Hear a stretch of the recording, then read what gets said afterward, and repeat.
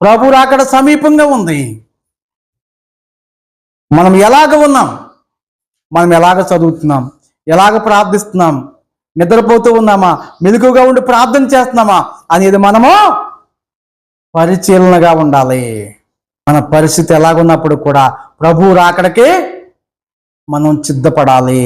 పరీక్షకు సిద్ధపడినట్లుగానే, ఇంటర్వ్యూకి సిద్ధపడినట్టుగానే, ఉద్యోగానికి సిద్ధపడినట్టుగానే, అంతకన్నా జాగ్రత్తగా ప్రభు రాకడకి సిద్ధపడాలి. మార్కు సువార్త 13:36 మనం చూద్దాం. ఆయన అకస్మాత్తుగా వచ్చి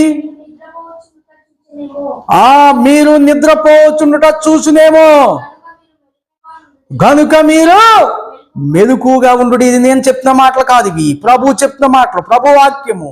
ఇది పరీక్షా కాలము. ప్రజలు పరీక్ష కోసం సిద్ధమయ్యే కాలము, రాసే కాలం వచ్చింది. ప్రభు రాకడ కాలం కూడా దగ్గర పడింది.